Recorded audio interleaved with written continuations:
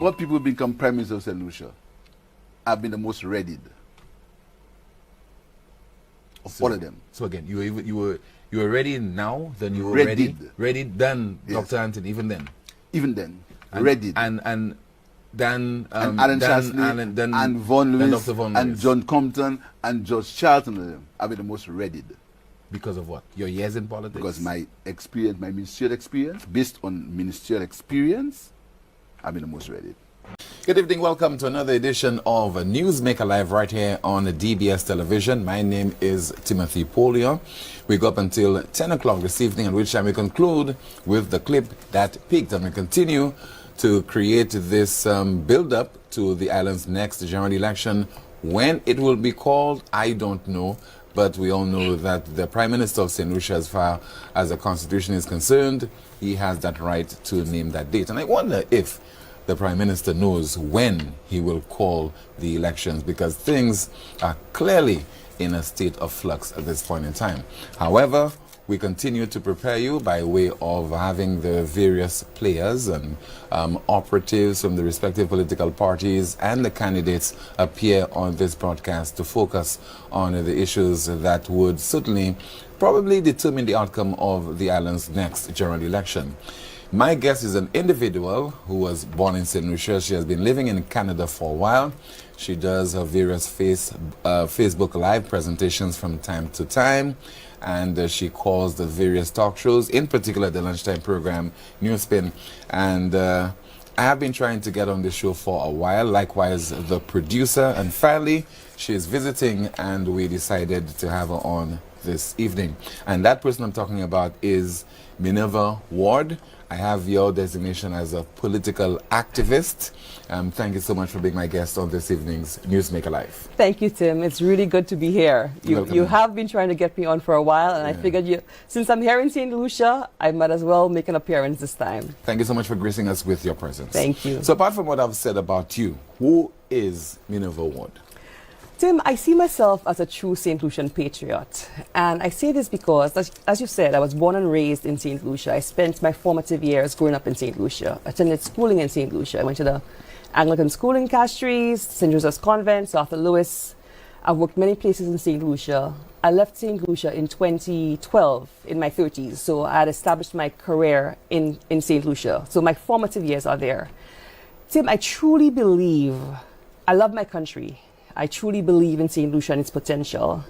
And so I've been very vocal on political issues for the longest while. I would say from the time I came back from university in 2004, I've opined on political issues. With the advent of social media, it makes it easier to get your message across. But I call myself, I'm a true St. Lucian patriot. As a professional, my background is tourism and economic development.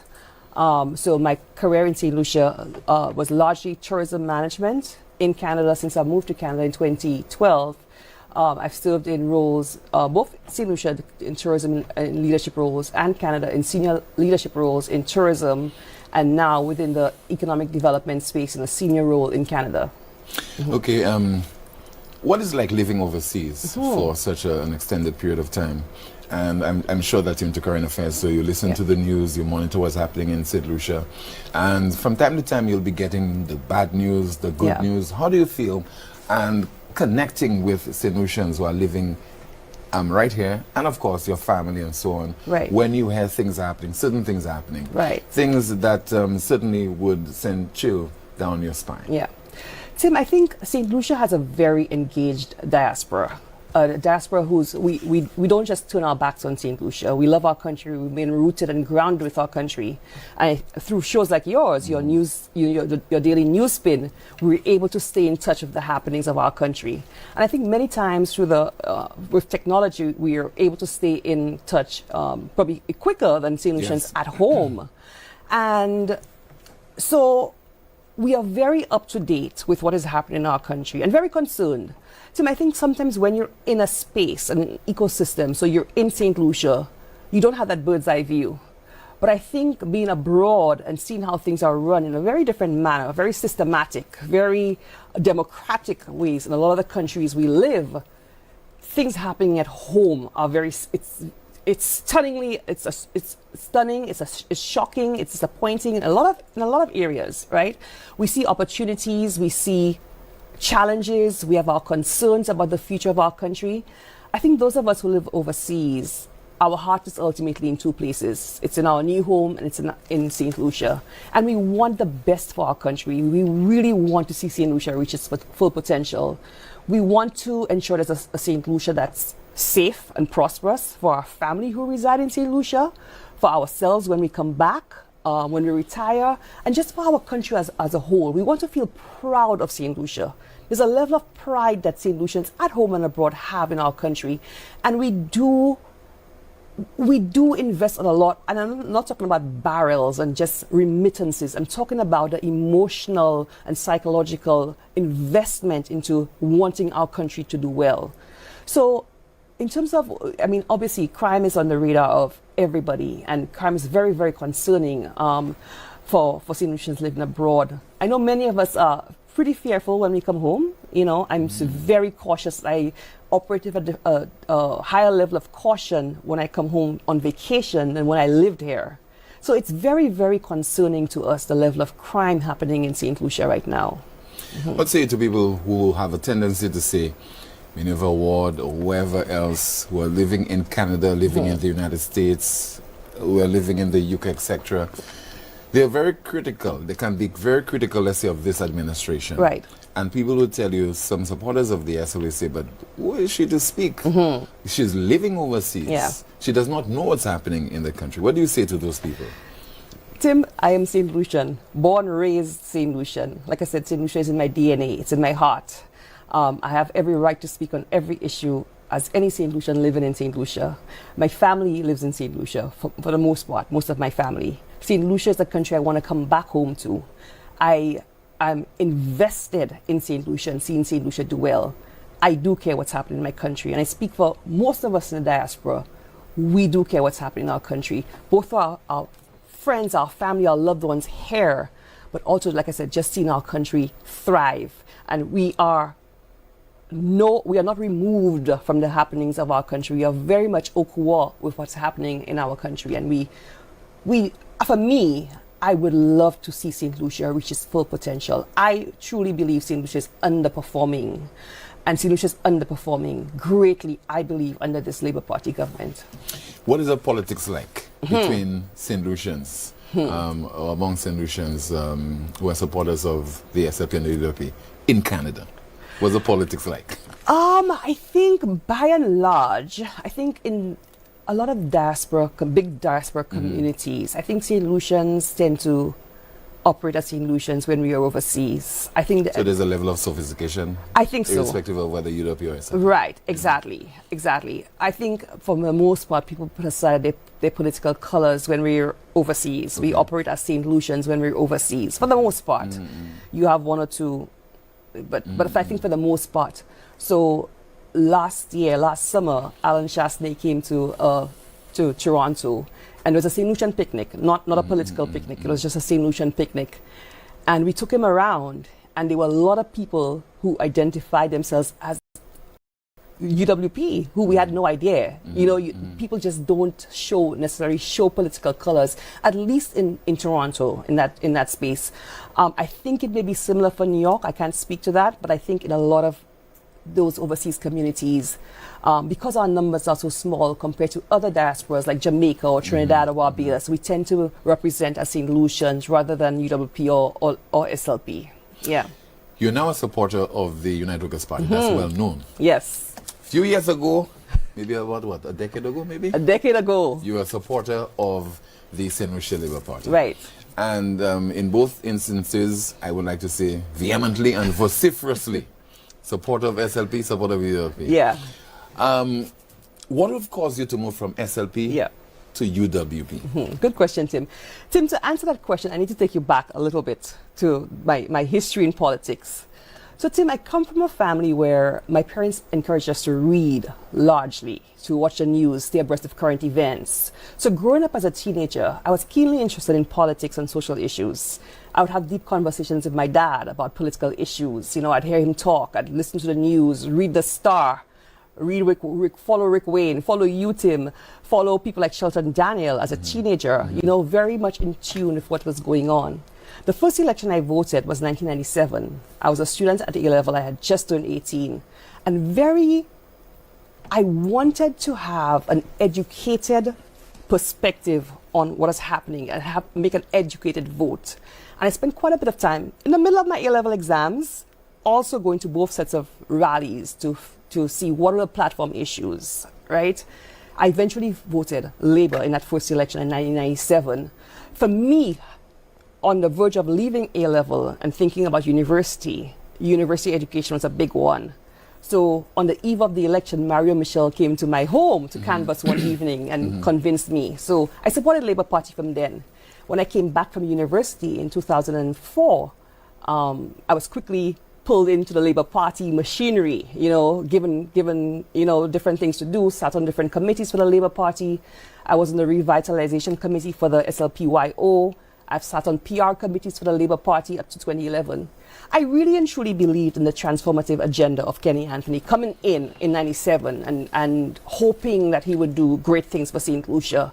And to his credit, I think he had done some work in his first 2 terms. I will give him credit for that.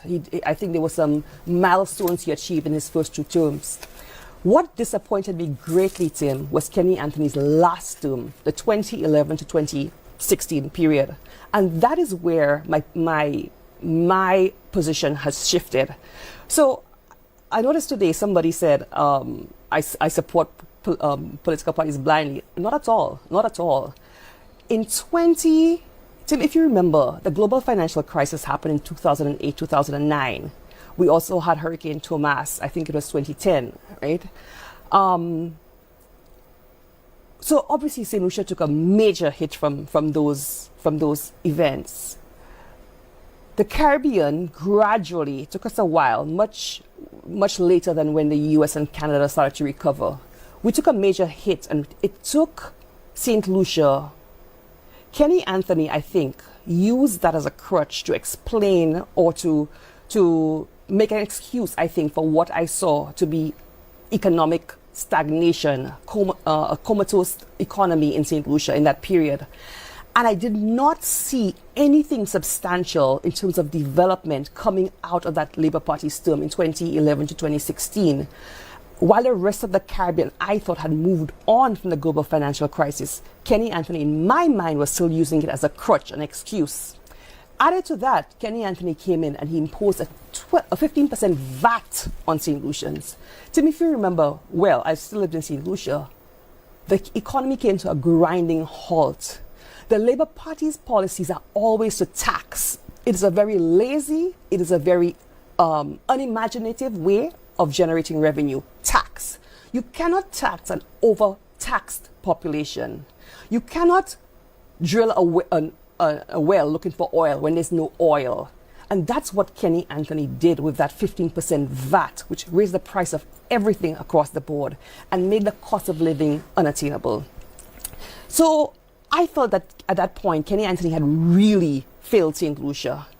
And it was at that point where Alan Chasney, who had criticized for many things in the past, emerged. And I'll also talk about that because coming from the Labour Party, even before now, there'd always been a war on the Chasneys. There'd always been the hate created among the Labour Party and their operatives towards the Chasneys, targeted at the Chasneys. So I think I saw Alan Chasney through that lens. I'm heavily critical of Alan Chasney in 2013, again through that Labour Party lens, that indoctrination of the Labour Party. But in 2015, when Alan Chasney emerged and started to speak about his plans, Tim, I decided, you know what, I'm going to give Alan Chasney an opportunity. Because in my mind, anybody would be better than Kenny Anthony at that point. So in 2015, 2016, I stopped supporting the Labour Party very, very loudly and very vocally, and I threw my support behind Alan Chasney. Alan Chasney far exceeded my expectations, far exceeded what I expected of him as a Prime Minister, and more so his management of COVID, how he conducted and how he ran the country through the worst economic circumstances that no other prime minister has ever had to take the country through, right? And I could list the things that have attracted me to that, but I saw Alan Chastanet as a visionary, a man just like John Compton, who Tim, you almost have to see the next 40, 50 years. You have to imagine St. Lucia long after you're gone and almost work backwards, re-engineer from there. Tim, I was too young to understand the earlier days of John Compton. But today we are still enjoying a lot of that infrastructure, a lot of the development, a lot of the things he has put in place. Today we are now enjoying as St. Lucians. But he did not do so without opposition from the Labour Party. They opposed many things. They opposed the National Insurance Corporation, which now protects St. Lucians. They opposed independence. They opposed the building of the government buildings at Conway.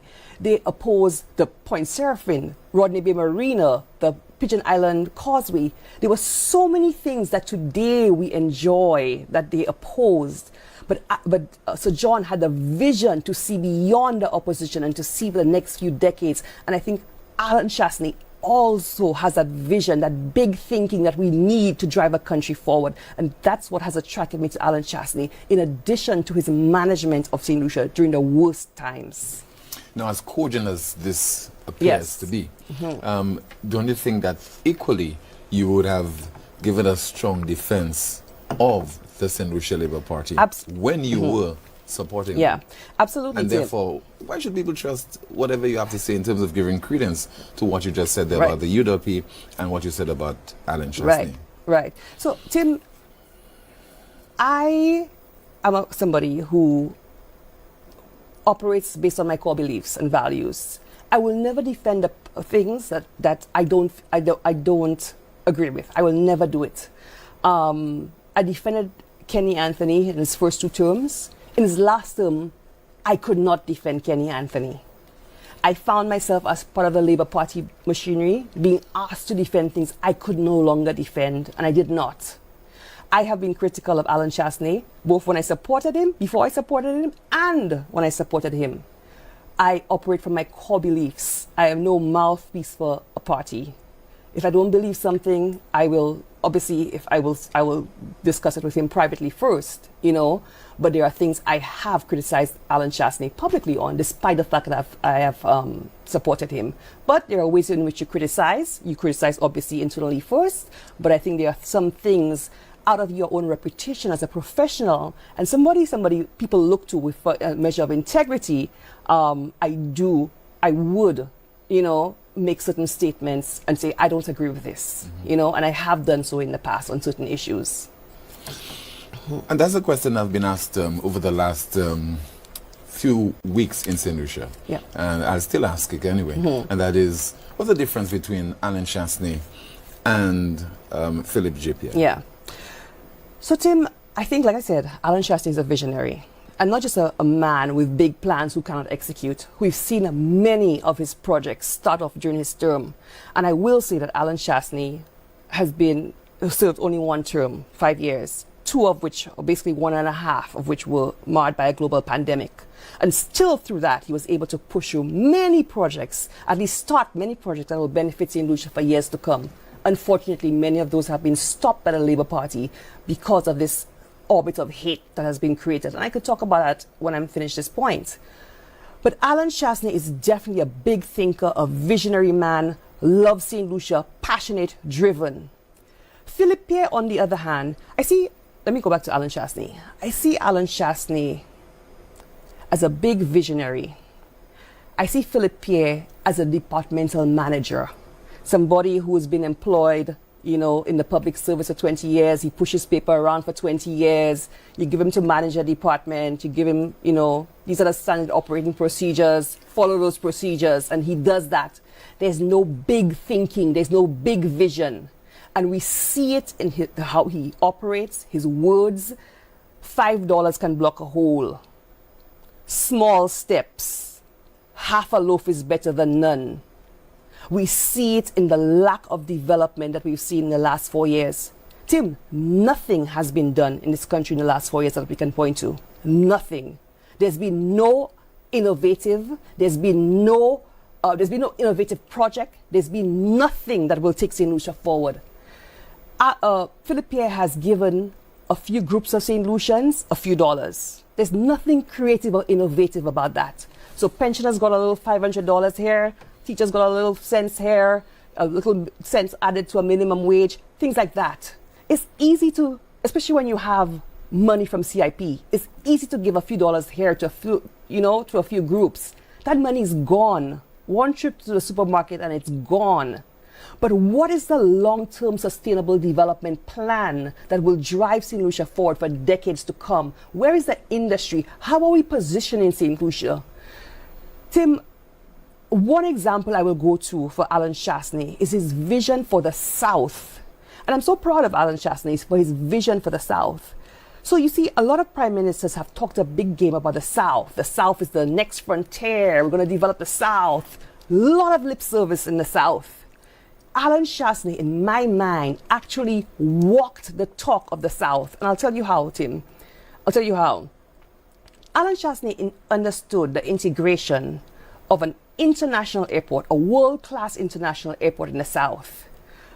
A cruise ship port that would be a home port, meaning ships will leave, will depart, and come back to this port that he intended to build in Vieux Fort. But to do that, you need a world-class airport because people need to come in. You can't have this substandard airport we have now with a home port in Vieux Fort. So that would flow from that. So people come in a day or two before to catch their cruise. They stay a day or two at the end to catch their ship. But to do that, you also need a world-class hospital. So we would have converted the old hospital, the old St. Jude's, into a medical university in time. To do all of that, you need the infrastructure. That's why he had already invested in upgrading the water supply in the South. He had already built the fixed base operation for private jets in the South. So all of those pieces, he understands how development needs to be integrated and the various pieces need to flow together. I don't see that from Philip Pierre. I don't see that of this Labour Party. There is not a plan. There is not a developmental plan. There are a few dollars given to a few groups of people to keep them happy, to get them to the next grocery run at the supermarket, but there is not a sustainable development plan for St. Lucia and this Labour Party. So therefore, do you think that against the background of all what you've said, that the picture that you painted of Alan Chasney being this innovative individual, forward-thinking individual, and to put it more colloquially, according to how we speak in St. Lucia, Philip J. Pierre being T-Boutique. Yes. But don't you get a sense that the majority of St. Lucians, in the absence of a poll, they tend to favor, even now, perception, Philip J. Pierre than Alan Chasney? Don't you perceive this to be the case? I don't think so, Tim. I think a few things. So the Labour Party has been very good at creating hate for Alan Chasney, which is unfortunate. And since I'm going to come to your question, but since I've mentioned that, let me just address this. Let me address this vortex of hate that has been created by the Labour Party, and I'll come back to your question. So, like I said, the Labour Party has, for many years, and they've said it, this is the war against the Chasneys. So they've created this fight with the local St. Lucian against the Chasneys. They position them as these big business people, right? Alan Chasney comes into politics and he's had to face this. He's been painted by those who have created the hate as not a St. Lucian, not one of us, product of Canada. Neglecting the fact that Alan Chasney is very much St. Lucian, that his family has invested significantly into St. Lucia, into St. Lucian businesses, into creating jobs for St. Lucians, into getting people the opportunity to buy their homes and their vehicles, to send their kids to school. That's what Alan Chasney's family has done. Alan Chasney is a man who I've seen the passion, the love for St. Lucia, the vision for St. Lucia. I have seen that. But the Labour Party has created this vortex of hate. So what you have is this Machiavellian alliances that have been formed with the enemy of my enemies have become my friends. So you have the Labour Party who had created this hate for the Chasneys. You have a Richard Frederick who was once the enemy of the Labour Party. but the enemy of my enemy became my friend. So there's a common enemy, Alan Chastity, when obviously he was kicked out of the UWP. So there's this vortex of hate that has been created that they've dragged people into. And we saw that in the last election. And they've tried to continue this vortex of hate. But I think more and more St. Lucians are seeing through this and have seen through it. They have, I think people have now understood and appreciated the Alan Chastity, his vision and the work he has done. Maybe more so now that he's in opposition. You know, Tim, you never miss the water until the well runs dry. I think that there is that. I think St. Lucians had also, the timing of the 2021 election, you had this Black Lives Matter, and Philip Pierre was seen as the local black boy, as he called himself, and they played up all of those narratives, this local guy from Marshall. And I think people perhaps were drawn to that. Okay, let's give a local black guy a chance, right? And I think people have seen that it's not a color of your skin. It's not whether you're dark like me or a lighter hue, that it's about your competence and your ability to deliver for St. Lucians. So I will say that I think that would be my answer to you now. And I also think too, Tim, that people have seen the lack of vision of Philip Pierre. They have seen that. It's become more and more prominent how inept and deficient he is in his management of so many aspects of our country: crime, infrastructure, the economy. You know, he's taking credit for the work of Alan Chastity and the work in keeping the economy open during COVID and the V recovery that St. Lucia is now enjoying. So that would be my answer to that question, Timmy. Mm-hmm. Well, still to come, the fact that you wanted to contest the Grosse-Ile seat in the upcoming general election, but this has withered away. We have a new candidate for the Unitedpac Party. We'll focus on this, and also the bugbear, and that is crime. We'll focus on this in just a moment. Thank you so much for staying with us. Once again, you're watching Newsmaker Live on DBS Television as well as on Power 97.9 FM. And my guest is Miss Minerva Ward, who is a political activist and supporter of the opposition. UWP at one time, she supported the Saint Lucia Labour Party. What happened to, I imagine, your bid and your dream to become the Unitedpac Party candidate for Grosse-Ile? And now we have Marcella Johnson being that individual. What happened? So, Tim, I think it was 2003, 2004, early 2004, I expressed interest in running for the Grosse-Ile seat. I never applied to run for the Grosse-Ile seat. When the process opened, I was not ready in terms of I was completing my second master's in Canada. There would be no way I would be able to be home for the time I believe that the candidates should have been on the ground and have a presence. So when the process for applications for the UWP opened up, I never applied. So I never went through the process of an application. So I expressed early interest, but there was no application for me ever. I quickly backed away and realized, okay, the timing is not going to work out with things I have going on in my life. So I backed away from it. But I will say UWP has an excellent candidate for Grosse-Ile in the person of Marcella Johnson. Marcella is a career banker. I know Marcella from convent. We actually went to convent together. And she's been a career banker for most of her life and a fantastic businesswoman. So I'm very confident that Grosse-Ile will be in good hands with under the representation from Marcella Johnson. Is that the end for you in terms of elective politics? Tim, you never say, I've made lots of plans in my life and God has laughed. So you never know. You never know what the future holds. I definitely won't close that door. So we'll see what the future holds. Like I said, I love my country. I truly, I think I am and would like to continue to be of service to my country. I think there are many skills I bring to the table in terms of serving my country. Like I said, I've excelled both in the space of tourism in St. Lucia and in Canada, tourism and economic development. So I think there's definitely room for service in one capacity or the other for St. Lucia, whether in politics or not, but I would not close that door at this point. The big challenge currently we are grappling with in St. Lucia would be crime. Right. Why do you think it has persisted, irrespective of which political party is in office? Right. So, Tim, I think obviously there's crime everywhere, right? But I will say we've seen a spike in the number of murders, and I'll talk about murders, under this government. We've seen record high murders in this country in the last 3 years, and we're very well on track. Sad to say, very much on track to exceed even last year's record. Tim, this government has come in, and in my opinion, are very light on crime. When a government who was in opposition during the days of COVID, I think, when Alan Chasney worked very hard on keeping St. Lucians safe during COVID, COVID protocols, SOEs, lockdowns, etc., they created an atmosphere of rebellion and dissent. And it was almost like they made excuses. Not almost, they did. I remember there were 2 incidents that stood out to me. One in Grosley, where bars were supposed to be shut down. The bars were not. Police came, people were setting rocks behind the police. Also in Soufriere, there were 2 incidents. And I remember the official statement that came from the Labour Party saying people are frustrated. Almost excusing the breaking of the law and basically the assault on police officers during COVID.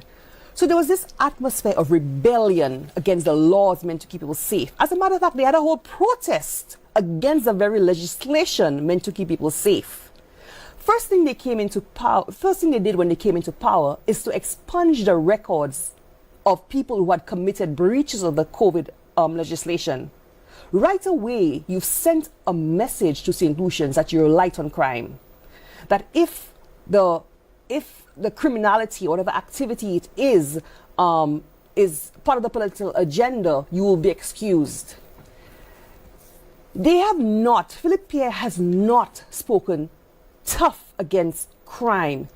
It's almost like, Tim, we have to be almost demanding, pulling teeth to get a statement from the Prime Minister on crime, on serious, when there's spikes in crime, when there are surges in crime. Tim, you, through your Newsspin program, those of us who speak in the public space have had to really put pressure for him to even make a statement. And when he does make a statement, his statement is very weak.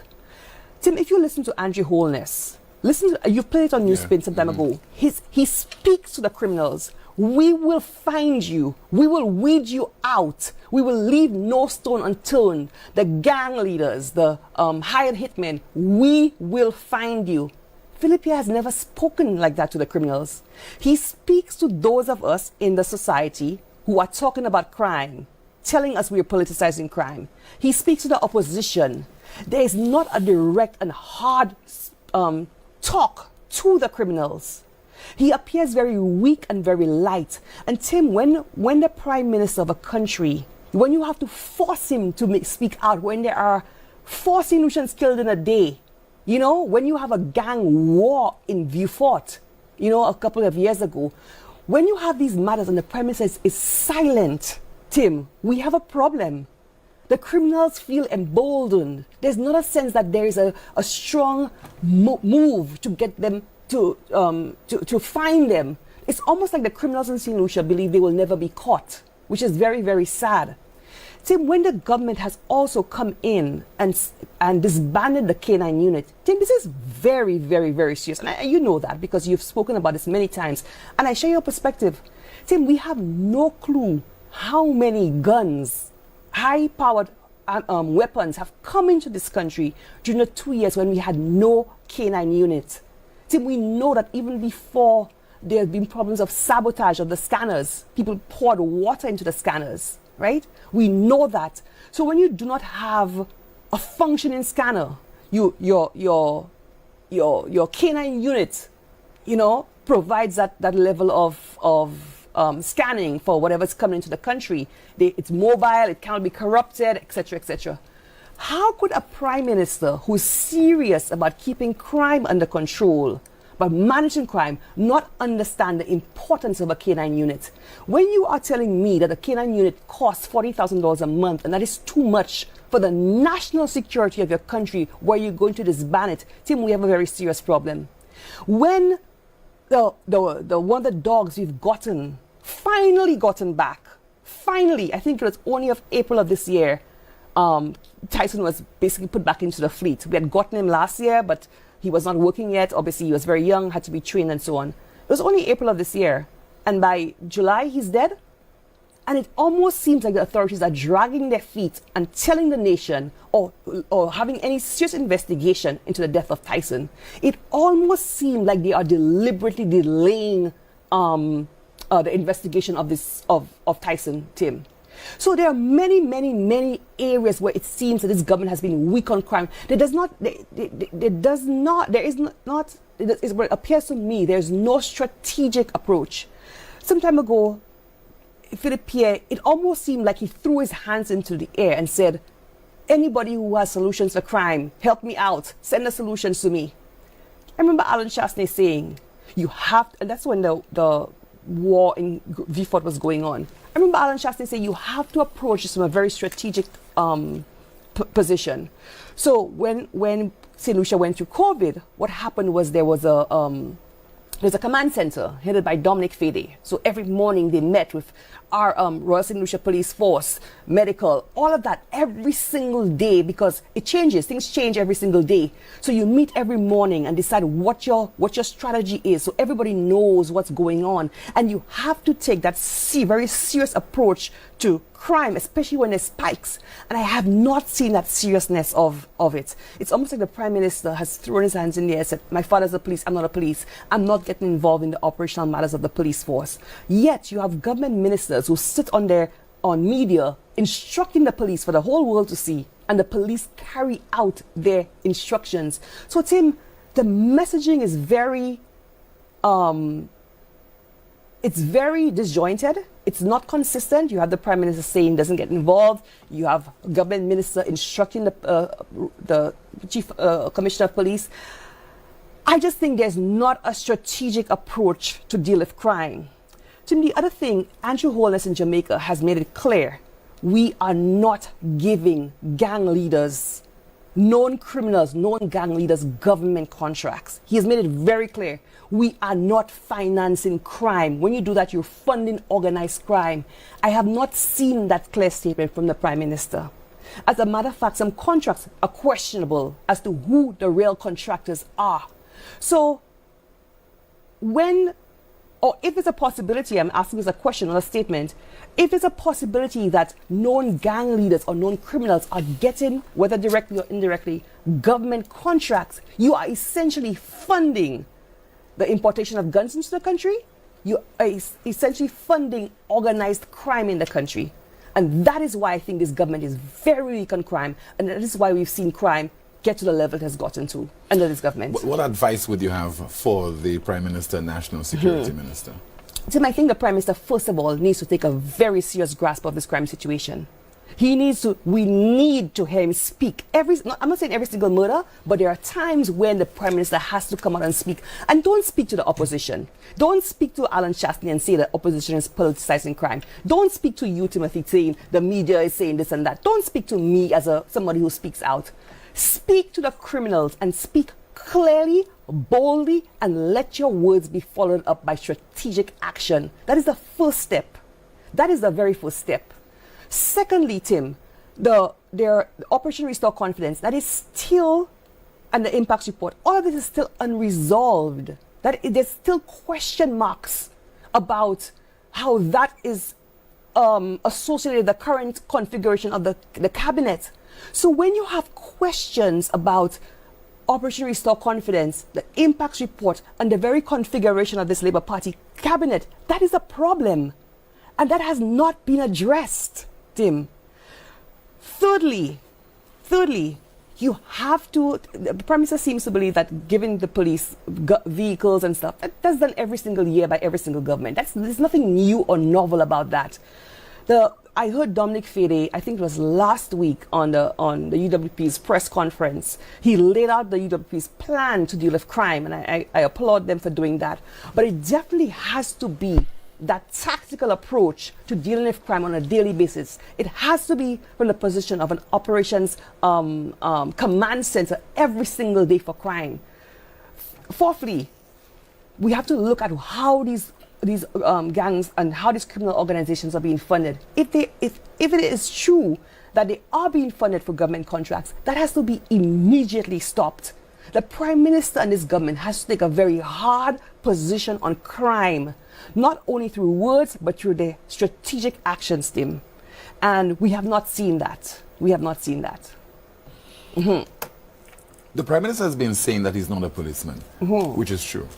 And he's been saying that also that he has been heavily funding the Royal Saint Lucia Police Force with the requisite equipment and also with the manpower. But the only thing, clearly the onus is on the Royal Saint Lucia Police Force and the Police Commissioner, the hierarchy, etc., to deliver on the basis of the investment that the taxpayers of Saint Lucia are making, investing in the Royal Saint Lucia Police Force. So Tim, I'll say a couple of things about that. First of all, every single year, police vehicles are amortized. They're taken out of their fleet.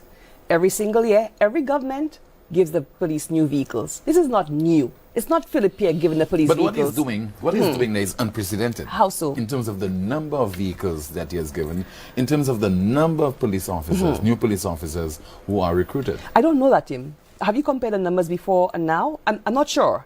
I don't. I know every single year under many different governments and prime ministers, there's graduation ceremonies of new recruits. So the addition of police officers is not new. I'm not sure the numbers, the number of vehicles as well. Every single year the government gives police vehicles, right? That's a first step. That's level one. That's level one. That's the most basic thing, right? Tim, you have a police commissioner who, and I will say, I think there's heavy political interference with the police. First of all, we know what has happened to a senior police officer who's under investigation. You know, the police reported recently that three of the matters have been dropped because there's still one ongoing. So you have a senior police officer who is under investigation for sexual assault, still working, has not been sent on leave, still working, you know, almost at the head of the police force, Tim. That's a problem right here. You have a police commissioner who was given a 6-month contract. Tim, if somebody has given... It was renewed. And it was renewed for a year, right? Yeah. But Tim, that does not give the police commissioner any teeth to stand on. You're basically beholden to the government who you need. So it's almost like they're dangling this carrot and stick in front of him, you know, almost as a puppet to do the bidding of the political directorate when you need your contract renewed, right?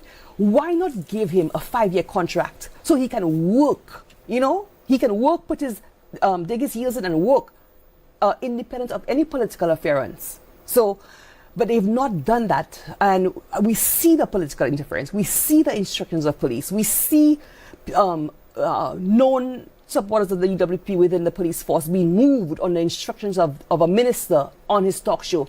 So when you politicize the police force, as it has been, Tim, I don't know how effective the police can be. I really don't know. When evidence is disappearing, Tim, is disappearing, and a police commissioner goes on leave, what does that say?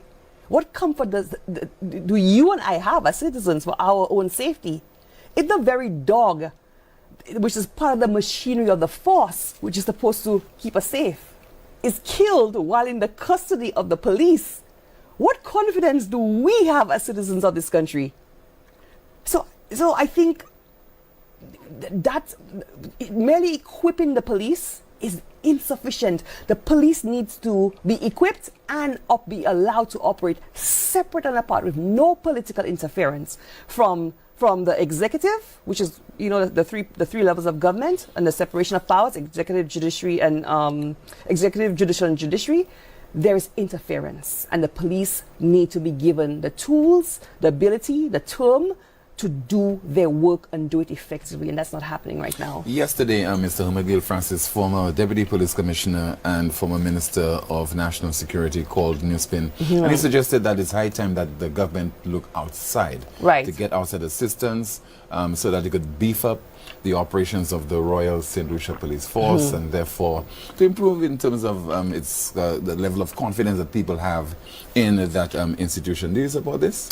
And should we have a foreigner, a foreign national at the helm of the Royal Saint Lucia Police Force, because it appears to be more of the same. Yeah. It's just, well, we had our first female police commissioner a couple of years ago, and now we have a new police commissioner, and the problem still remains the same. Yeah.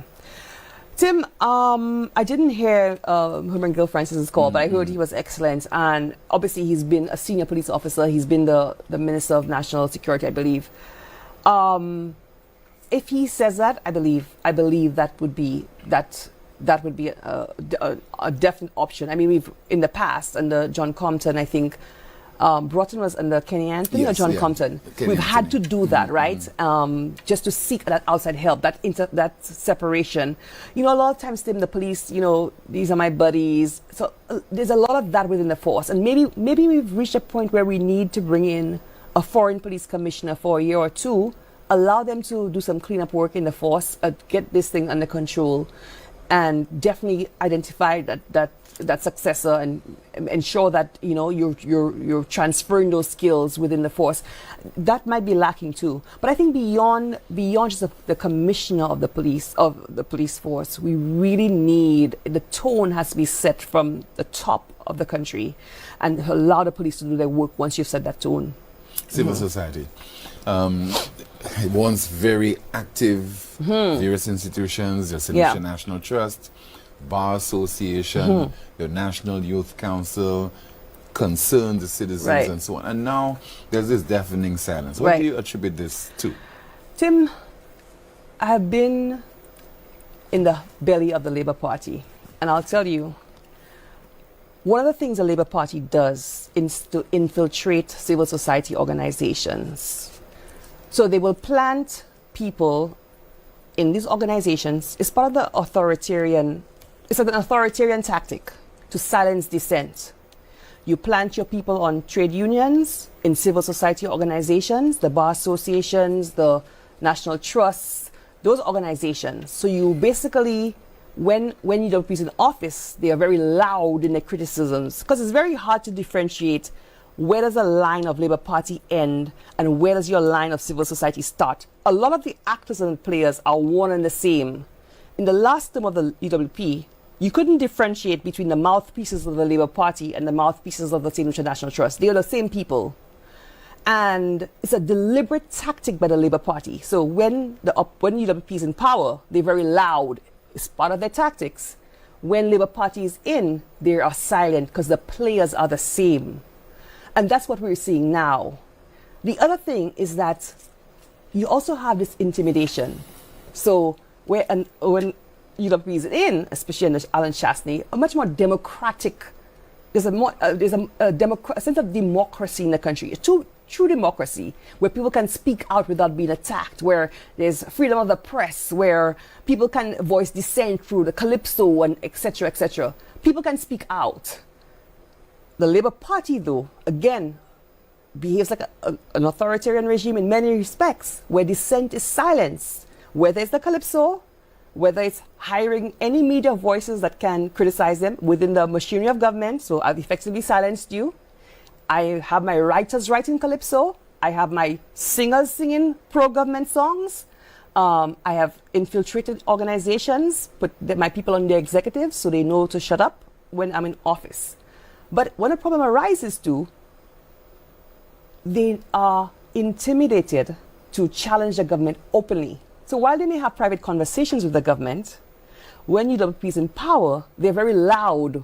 They say things in the media. They call out the UWP. They call out Alan Chastney in the media. They're very public in their criticisms. With this government, they have been told, whether it's through a carrot and stick or whether it's through a big whip, don't you dare. Don't you dare. You need to toe the line. If you want to talk to us privately, not openly. So I think we're seeing that in this space right now. So the informal machinery of a democracy, Tim, right now is not functioning right now. You have the media, like I said, a lot of those people who were very vocal now have government jobs. They've been absorbed. And that is all an attempt to silence them. You have operatives of the Labour Party who will insult and malign, and I'm sure some of them will be calling when the lines open up, Tim, is the mépris and the insults and the personal attacks and so on. That is all the Labour Party strategy. They will, come, the 10 pines all red, dressed in the red. The MCs will dress in the red to let you know that, social commentary, the Calypso has been the voice of the people. Social commentary, they've dominated that. So we're seeing that now. We're seeing that in the space now. So it's almost like one of the arms of a functioning democracy has been virtually hijacked by the Labour Party. And that's what we're experiencing right now in this country. What do you envisage? What if the Saint Lucia Labour Party wins the next general election? What do you envisage? They will become more emboldened in that, Tim. It's a very scary prospect. It's a very, very, very scary prospect.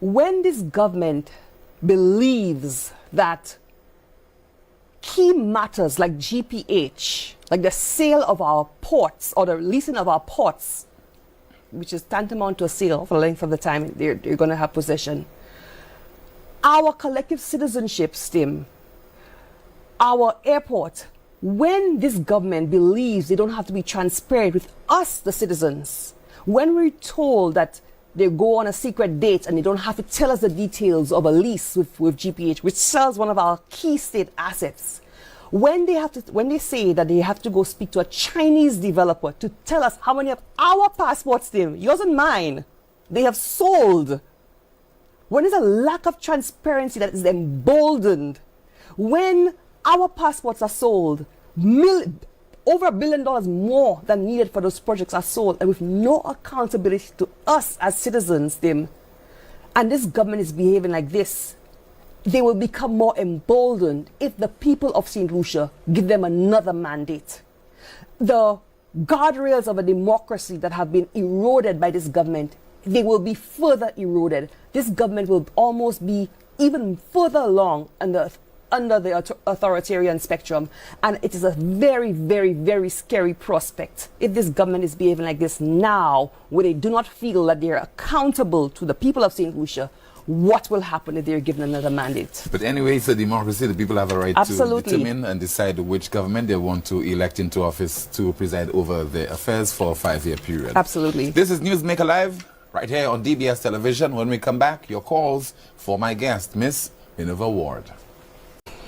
Thank you so much for staying with the broadcast. Once again, this is Newsmaker Live on DBS Television. We have the telephone number on screen right now for the benefit of you watching, listening to the broadcast on Power 97.9 FM. The number to call is 451-9788.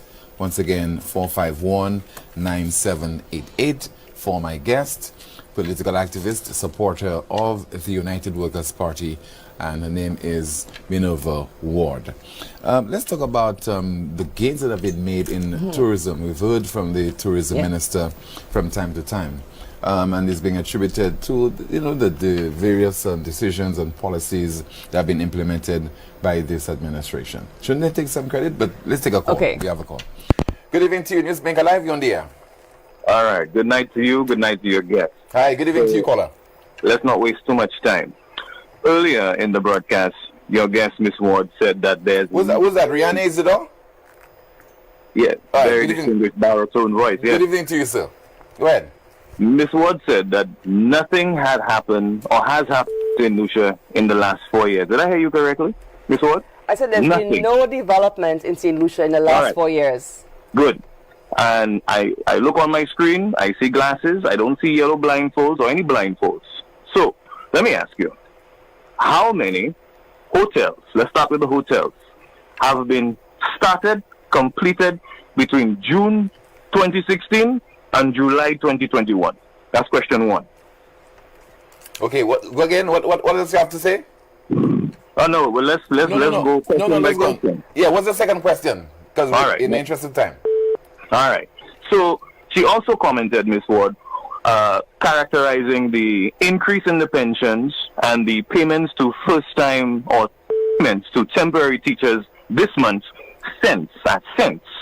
To my mind, a famous saying comes to mind right now. Who feels it knows most? And I'll add on that by saying that is a very arrogant and condescending thing to say to a temporary teacher or a police officer or a pensioner who never received that type of support ever, certainly not between June 2016 and July 2021, 5.5 years, they never got that kind of support, for someone who never walked in their shoes, never lived their lives, to just on your show tonight say, oh, that's just cents and it's CIP money.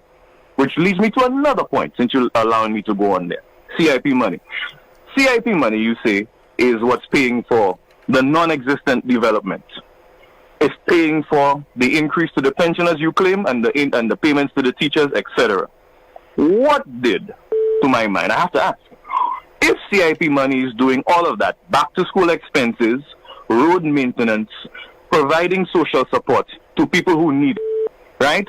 Funding resources, you say, supposedly happens and the police force receives every year. If CIP money is doing that today, what was the CIP money, the same CIP money, doing for Saint Lucia between June 2016 and July 2021? All right, thank you so much. Just heard there from Mr. Riani, Isidore, Communications Officer in the Office of the Prime Minister. I would like to answer before we take another call. Go ahead. So to answer Riani's first call, his first question, Tim, Riani's a paid mouthpiece of the government. So instead of calling me to ask me what hotels the government has built, the government does not build hotels in the first place. The private sector builds hotels. So let's get that clear. Riani should let us know what exactly the government has achieved, what in terms of development they have achieved. I have said the government has achieved no major development projects, and I stand by it. Instead of occupying time to call, Riani, as a paid mouthpiece of the government, should have called to tell me what developmental works has been achieved by this government. Now, his point number 2 about the teachers. The Labour Party was the one who took that away from the teachers. So they expect a celebration. Now they've put it back on the eve of the election. No, you don't get an applause for writing what you have wrong. You don't get applause for that. Thirdly, he asked about the CIP funds. Under the UWP, only 812 passports were sold. Passports.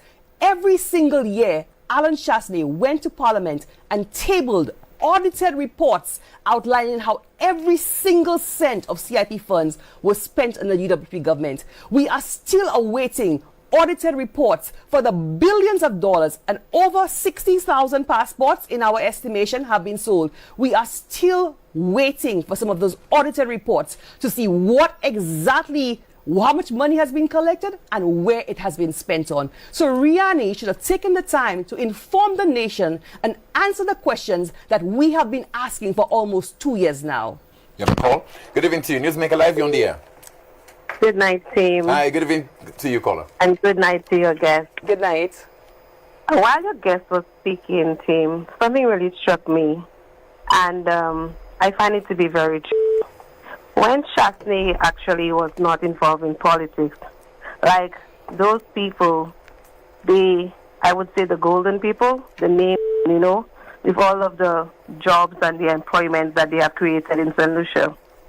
And I'm certain that with all of these opportunities, today we could say we have proud parents, whereby like they were able to send their children to school because again, through the jobs they could give their children proper education, send them to school, pay for their schooling.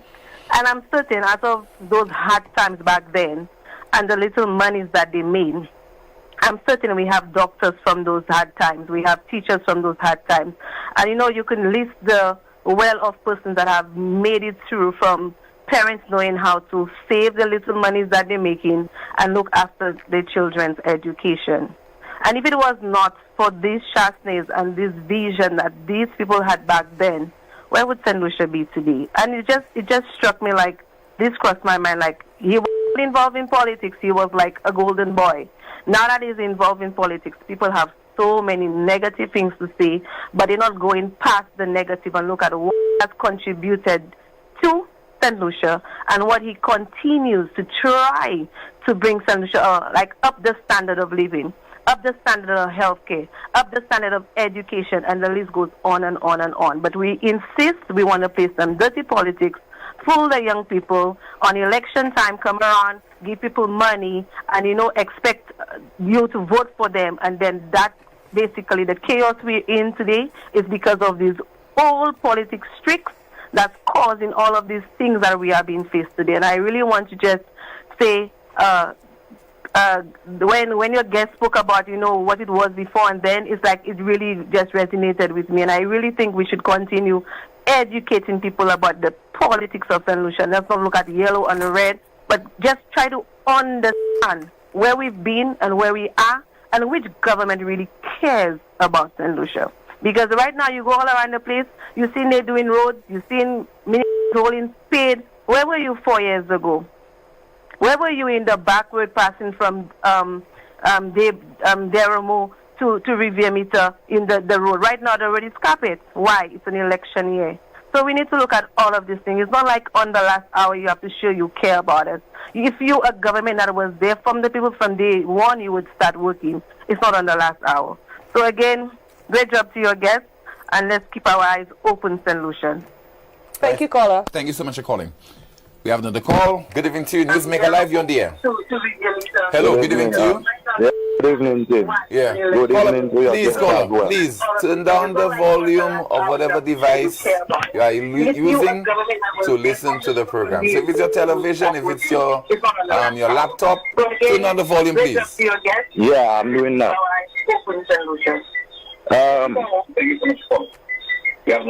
Caller, can you turn it down, please? Yeah.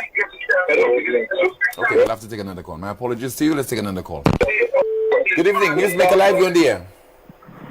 Good evening, Timothy. Hi, good evening to you, caller. And good evening to your guest. Good evening. I've always wanted to meet this illustrious son of the soil.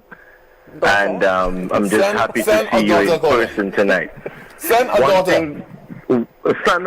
daughter? Daughter. Daughter.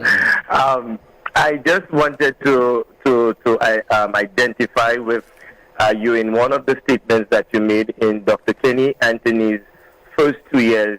I would agree that his work resonated in my mind, but his latter term, it changed my whole mentality. And now somebody from the diaspora, seeing what is happening within our country,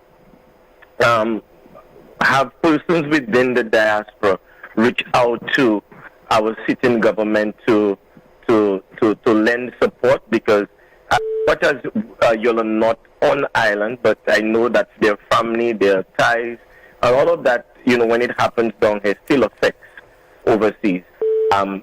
Is there any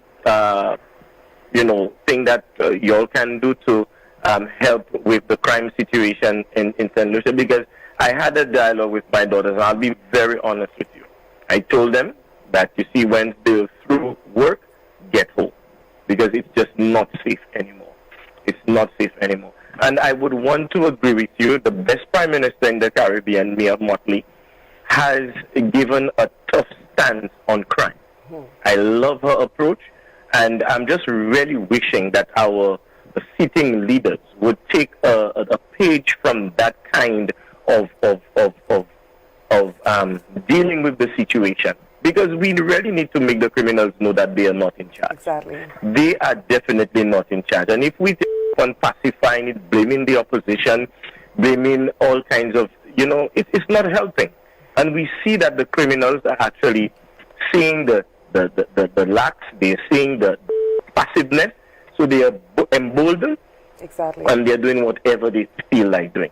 So from the diaspora point, what is thinking and what can be done, because we recognize that our young officers need the help right now, and we have persons deported to the Caribbean with the index crime. Yeah. And if we are not prepared to deal with that, already it's showing on the surface, we will have major problems later down the line. Thank you. Right. Thank you so much. Thank you. Tim, very briefly, I think from the diaspora perspective, obviously national security is not a diaspora. It's an issue that the Prime Minister, the police force have to deal with. I think when the diaspora comes in, it's exactly what I'm doing, opining on these issues, adding our voice to the national dialogue, not remaining silent. Tim, a lot of times solutions at home don't necessarily want to speak out for their own safety. But I think, when you're in the diaspora and you see things, like I said, from a bird's eye view, I think adding our voice to the national discussion is very important. And I think we're doing that. This is why I'm here. Good evening to you. Newsmaker Live, you're on the air. Hello, good evening to you, caller. Okay, we'll lose that call. Let's see if we'll have another call once again for my guest.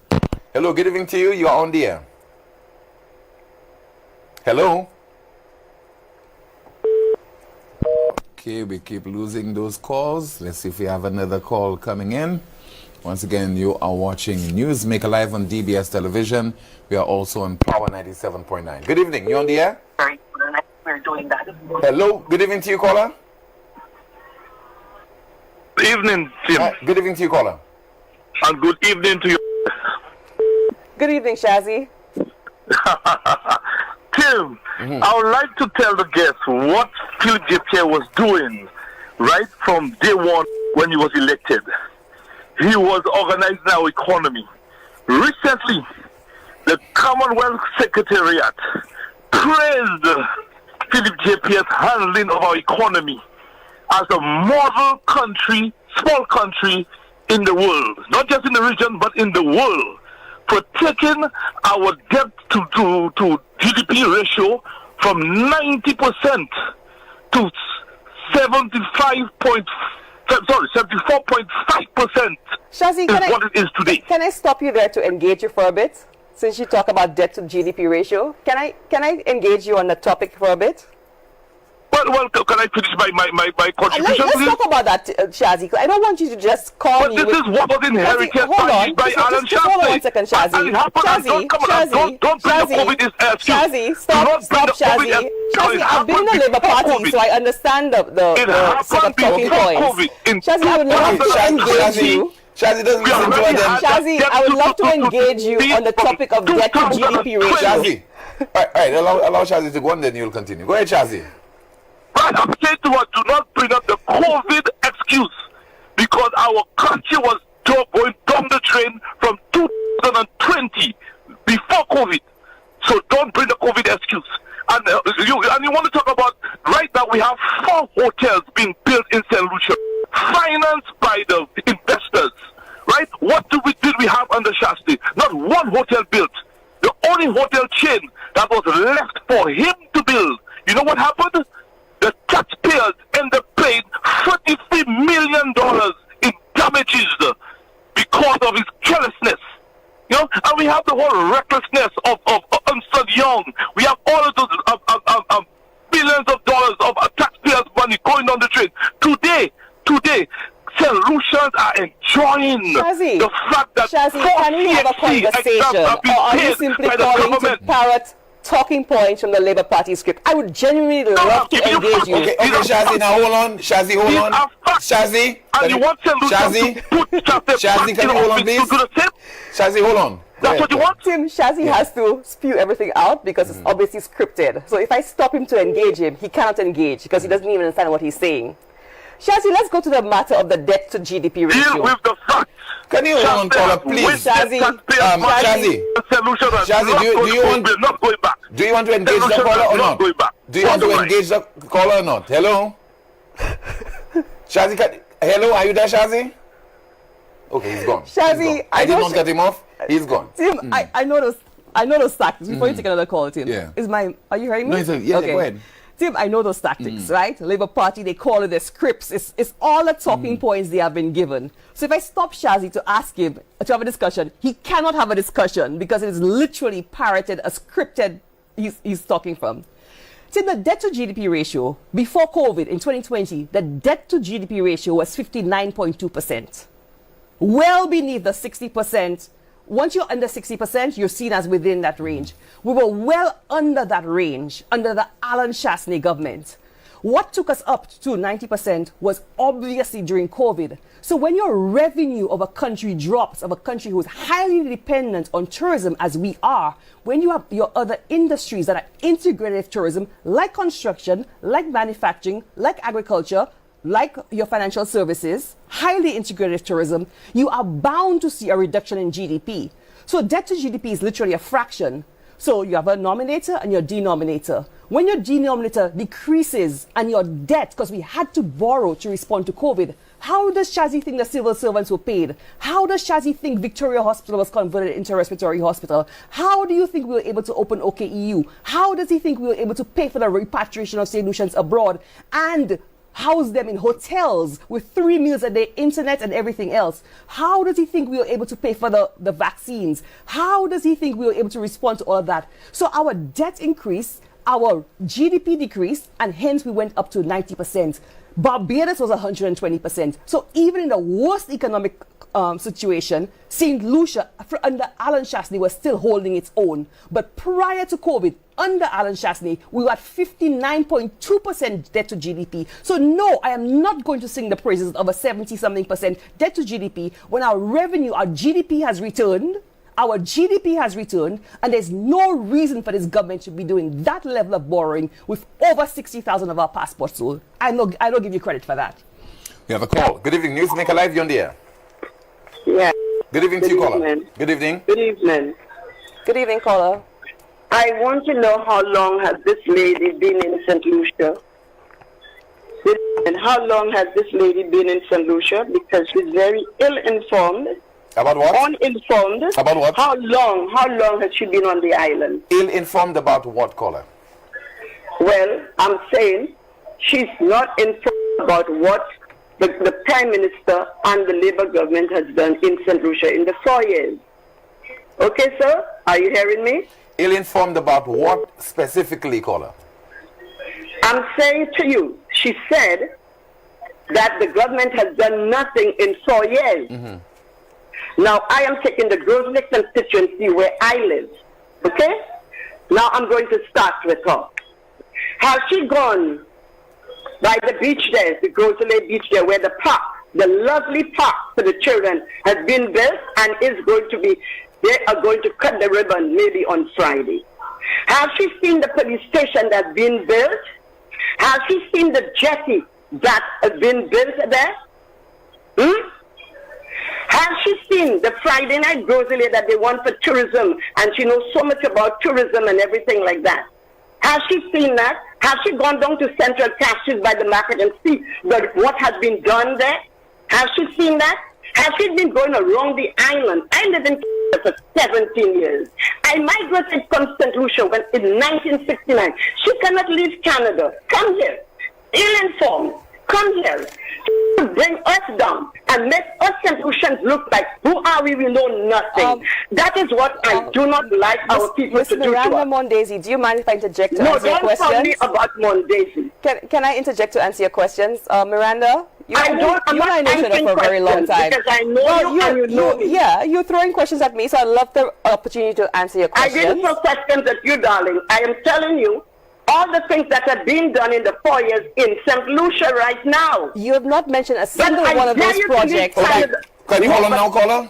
Go ahead. But Trump would Can you hold on now, caller? in Canada. Hello, Trump caller. wants Canada to be a 51 Hello. state. Hello. Can you have a dialogue? Can you hold on? Go ahead. Miranda, Let none us of the talk. Let us talk. Miranda, I'll take a one-on-one. Miranda. Ask me what you want to ask me. Miranda, none of the little I'm projects you listening to mentioned. you, girl. Yes, I'm listening none to of you. those, Okay, caller. none of Go those little infrastructure projects Miranda mentioned really drive economic development. I'm talking about drivers of long-term economic development. All those things are wonderful.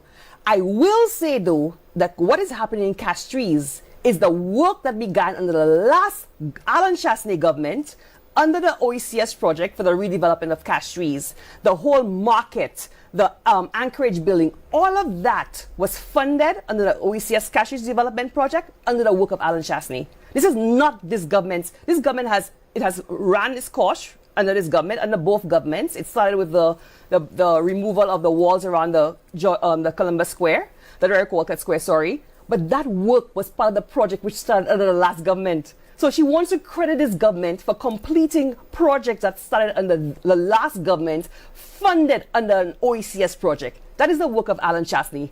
This is not the work of this government. Apart from the small project she mentioned, a little beach park here, that does not drive economic development in any way, form, or fashion. Good evening. Newsmaker Live, you're on the air. Good evening, Tim. Hi, good evening to you, caller. Yeah, good evening to Miss Minerva as well. Good evening, caller. I heard she mentioned that when she watched Mr. Chasney as a visionary man. That's My correct. question to her is that what about the vision about the horse race and thing they have in the same South that our tax money just stay there and go to waste. Look at it today. They have a horse track thing there. Nothing is being done, and that was being done under her administration. Secondly, the hospital.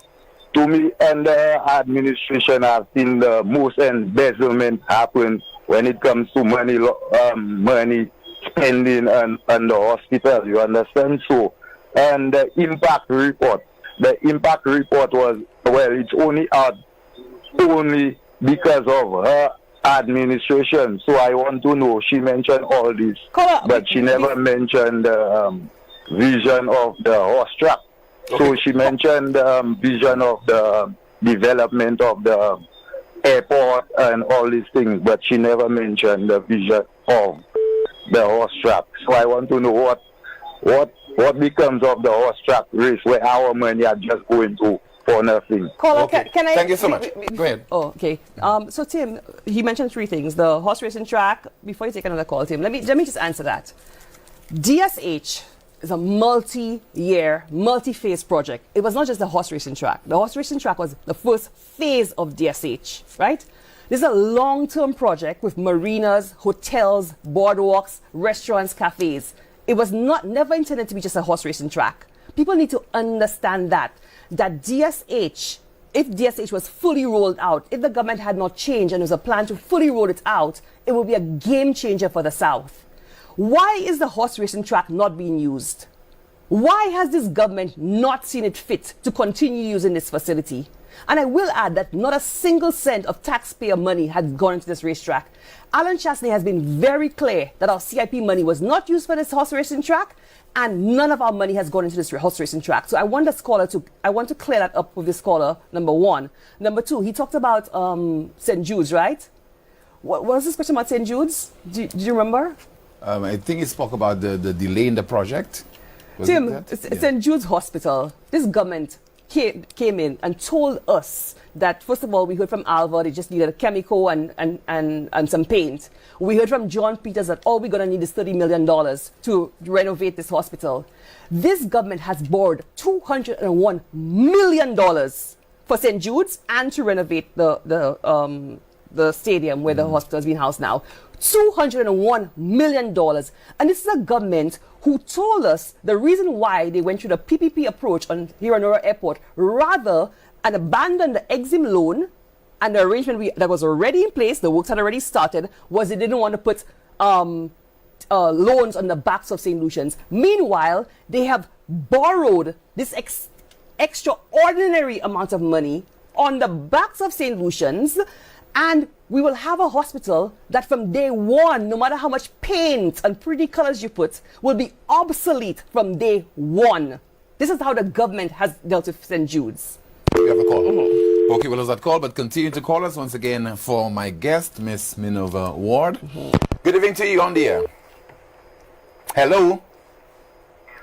Hello, good evening to you, caller. Hi, good evening to you, sir. Good evening. Yeah, Timmy, and good evening to Ward, Mr. Ward. Good evening, caller. Yeah, two things to me. I want the Prime Minister to basically pass the law that you must be born in Saint Lucia, your navel string must be buried in our ground to become a Prime Minister of Lucia. So I'm preaching that we follow the example of the USA, and USA is my biggest.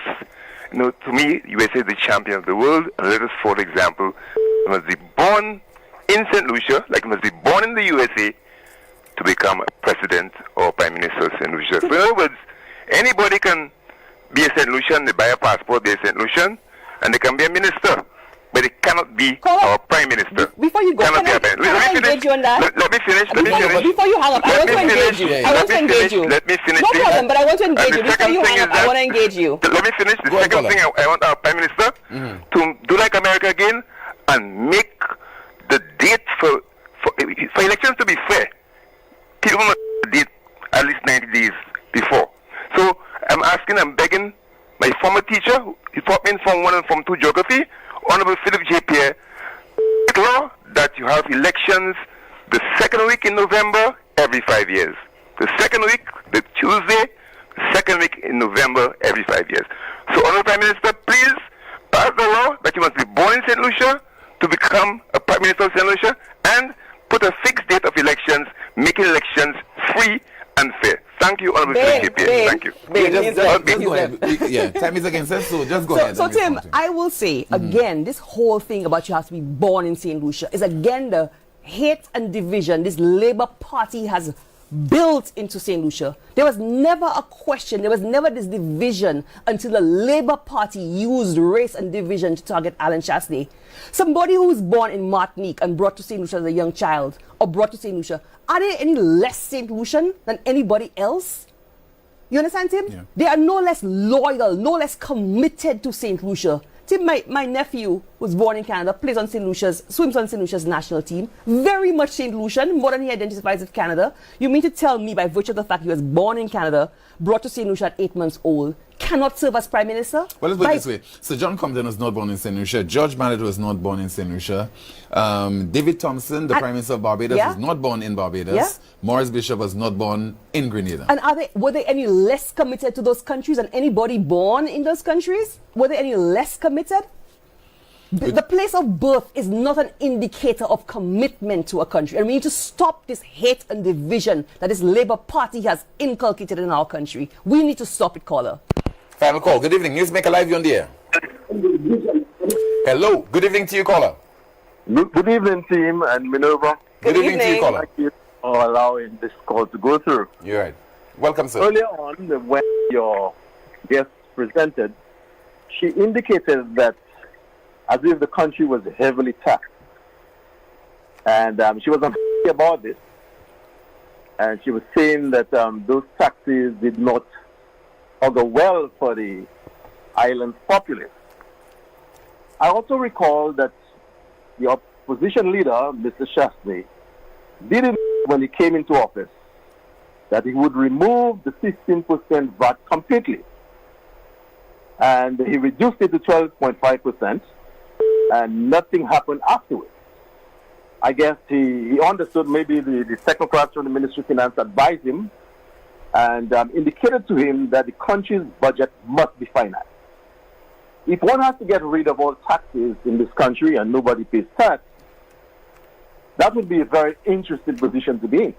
So this is why I'm going to pose this question to Ms. Ward. How do she propose the financing of the island's budget without taxation? Caller, I have. All right, thank you so much. Thank you, caller. And caller, I have made no such suggestion. I mean, people have to pay taxes. It's one of the revenue streams of government. I have never suggested that people don't pay taxes. What I said was the imposition of a 15% tax on St. Lucians during a time where we were still in recovery from the global financial crisis was overtaxing already taxed population. I said the Labour Party, their first means of raising revenue is taxation. They are not creative. I will also say that when Alan Chasney reduced the VAT in less than a year, through the expansion of the economy, he was able to, any shortfall in revenue, he was able to recover it due to the expansion of the economy. Money is more efficient in the hands of consumers than in the hands of government. When you free up, when you reduce those taxes that Alan Chasney did, you allow for more economic activity to take place. There's more spending, there's more money being generated, and he was able to expand the economy and meet any shortfall in revenue through that. Meanwhile, you have this government who has come back and imposed more than the 2.5% because it's a compounding tax, so you're effectively paying more than 15% tax. And what has happened? Again, a lack of a creative means of generating revenue. I will also say that with over 60,000 of our CIP citizenships sold, there should have been no need for this government to impose that 2.5% on the backs of St. Lucians, which has made the cost of living in an already inflationary environment even higher. That is unconscionable when you have money belonging to us as St. Lucians sitting in foreign bank accounts all over the world. You are still borrowing to finance infrastructure that should have been financed with CIP money, and you have imposed a new tax on St. Lucians. Unconscionable, unnecessary, with billions of dollars of our CIP money still unaccounted for.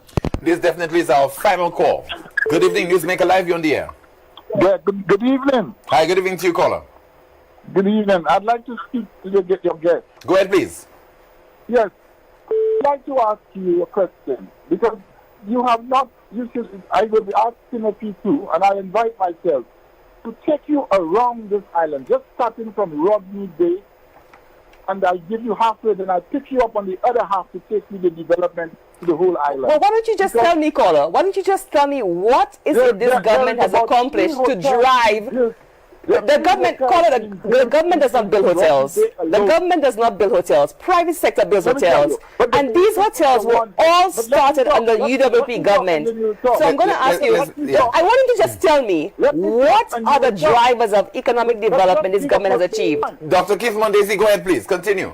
Yes, let me talk, and you will hear. Let me talk. Go ahead, sir. Yes, let me talk. The number of hotels that are being built in the north alone, expansion of local hotels in the north, right? Then you have the south, some jetties that have been built in Niku. But I want to ask you one question, because it said that Alan has a lot of vision and he has a lot of blah, blah, blah. I'm saying to you, do you consider someone who has made a deal with Keoakim to give all that land at that price, and up to now, an abattoir that is there, that was built by the Taiwanese to help the agricultural sector in Saint Lucia, is sitting there where it is able to do ham, bacon, sausage, and processed pork. What has happened to that? That is Alan's big baby. You bring in another company if you fought. You put millions of dollars for leasehold improvement for that company. You take the taxpayers' money of St. Lucia, paying the salaries to local St. Lucians. The guy takes his profit and goes to Texas. That is vision. One again. You come to a hospital. The hospital was built. You spent 3.5 years, 4.5 years. You did nothing about the hospital. If you had any education in terms of what a building stands for, how it deteriorated. What the Labour Party did was try to improve and to make that hospital a much better hospital. Now we are going to get a new hospital. But what I think is that because of time, I want you to find the agriculture sector in St. Lucia was destroyed under the United Workers' Party. Dr. Mondesi. Let me just say, and then you'll have the final word. Yes, go ahead, Dr. Mondesi. Under Ezekiel, this boat was sold to a guy that had an interest in the geese boat. Now it is too expensive for the local farmers to ship bananas to England. He is destroyed under the United Workers' Party. The banana industry was destroyed under Ezekiel. Okay, finally, Dr. Mondesi, so continue. I'm saying to you that looking at CBC News in Canada and you don't find out what is happening. And I'm saying to you, I will invite you to take you for a drive, to take you around and see development. I am a conclusion. So am I, Dr. Mondesi, so am I. And no less informed than you, probably more informed than you, Dr. Mondesi. So I'll take you for a drive. Okay, thank you very much. Tim. That's former Government Minister Dr. Keith Mondesi. Your response? Tim, he talked about DSH and Alan Chasney leasing land to DSH for $1. Do you know how much GPH is being leased land? Portlands? DSH was unproductive land that was not being utilized, which was leased to DSH. This government is leasing prime front land of a developed port in Castries for $1 a square foot. The same price they chastised the last government for. Prime our developed ports for the same amount. And you want to talk about DSH? This is productive. Our ports are productive. We had no reason to go into this GPH agreement. Okay? There's nothing GPH is basically a middleman doing what SLASPA has been able to do for many decades, especially this increase in the passenger head tax. This $10, SLASPA could have been using it to develop the ports, exactly as GPH is planning to do. Why would you hire a middleman, give him your revenue, your increased revenue? You have that deal of GPH has basically put SLASPA in financial difficulties because the amount they're getting is significantly reduced. But you want to talk about GPH? You have, what is the economic cost? What is the opportunity cost, sorry, of going to this GPH deal? You have now deprived the South of ever having a cruise ship port for the next 30 to 40 years. And you want to talk about DSH? Let's talk about GPH. DSH was unproductive land that was being used to develop a multi-year, multi-phase project. You have GPH, who's been given our ports for mere peanuts for things that we could have done ourselves. You talk about the development and refurbishment of ITEL BPO. ITEL BPO employs, these two call centers Alan Chasney built in the South, has now employed over 1,000 local young Viewfortians. The spin-off economic impacts. These are the people who are building homes, sending their kids to school, buying vehicles, supporting the grocery stores, the restaurants and so on in the South. They no longer have to travel to Cashews to find a job. They can be employed in Viewfort. That is the economic vision of Alan Chasney. That is the economic vision of Alan Chasney. You talk about St. Jude's. Alan Chasney understood that the old St. Jude's Hospital would not be fit for purpose, trying to renovate an 80-year-old hospital. Reno today is still having challenges renovating despite the $201 million loan. That is why Alan Chasney saw the vision of building a world-class hospital that could last us for the next 100 years, rather than politicizing and trying to retrofit a hospital that will be obsolete from day one. So no, Dr. Mondesi, you don't have to take me for any drive around St. Lucia. I am well informed as any St. Lucian, home or abroad, on the matters of my country. You don't have to take me on any drive. You've not mentioned a single fact here, and you've not mentioned a single project that will be any level of any catalyst for development for the next 20, 30, or even the next 5 years. You've not mentioned a single one. Neither you, Riani, or Shazi have mentioned a single developmental project that can drive any measure of economic activity, any meaningful development in the last 4 years. So no, Dr. Mondesi. Thank you. Final statement from you. Tim, obviously, thank you for having me, and thank you for all the callers. It was, it was a good opportunity to, I think, to debunk a lot of the talking points I see swirling out there. The scripted pieces the Labour Party puts out and has around. Tim, this is a very, very, very serious election coming up. The future of our country is at stake, and you have an option. You have a trade-off of vision. Visionary leadership, visionary development, just like John Compton. John Compton faces the opposition just like Alan Chasney faced that opposition. That could propel us decades forward, long after Alan Chasney is gone. That we would still be enjoying the fruit of that development, just like we're doing for John Compton now. On the other hand, you have a $5 block hole, small steps, tea boutique. Let's throw some cents here, a few dollars here, that's gone in no time. That is not sustainable development, Tim. That is our choice right now, St. Lucians. And I'm speaking to you as a fellow St. Lucian who is as invested in my country as you are. This is the choice that we have to make at this moment. Thank you so much for being my guest on this evening's Newsmaker Live. Thank you, Ms. Tim. Minerva Ward. Thank you so much, Tim. Thank you. You're welcome. And as always to you, thank you so much for watching and listening to the broadcast and also contributing via your calls. If it's Wednesday, it's Newsmaker Live.